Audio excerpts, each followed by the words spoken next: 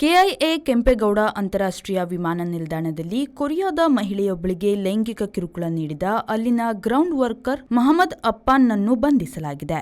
ಬೆಂಗಳೂರಿನ ಕೆಂಪೇಗೌಡ ಅಂತಾರಾಷ್ಟ್ರೀಯ ವಿಮಾನ ನಿಲ್ದಾಣದಲ್ಲಿ ವಿದೇಶಿ ಮಹಿಳೆಯೊಬ್ಬರಿಗೆ ಅಲ್ಲಿನ ಗ್ರೌಂಡ್ ವರ್ಕರ್ ಲೈಂಗಿಕ ಕಿರುಕುಳ ನೀಡಿದ ಆರೋಪ ಮೇಲೆದ್ದಿದೆ. ಆ ವಿದೇಶಿ ಮಹಿಳೆ ನೀಡಿರುವ ದೂರಿನ ಮೇಲೆ ಅಪ್ಪಾನ್ ಎಂಬ ವ್ಯಕ್ತಿಯನ್ನು ಬಂಧಿಸಲಾಗಿದೆ.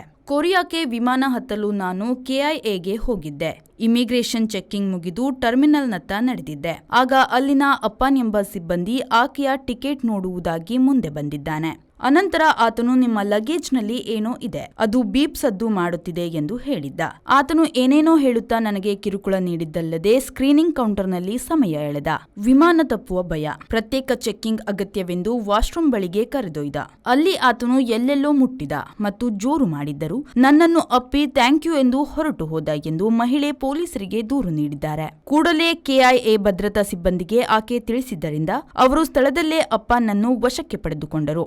ನಂತರ ದೂರು, ಸಿಸಿಟಿವಿ ಪರಿಶೀಲನೆ ಘಟನೆ ಸ್ಪಷ್ಟಪಡಿಸಿದ್ದರಿಂದ ಆತನನ್ನು ಪೊಲೀಸರು ಬಂಧಿಸಿದರು. ಇದು ಕ್ಷಮಿಸಲಾಗದ ತಪ್ಪು ಎಂದು ವಿಮಾನ ನಿಲ್ದಾಣದ ಅಧಿಕಾರಿಗಳು ತಿಳಿಸಿದ್ದಾರೆ.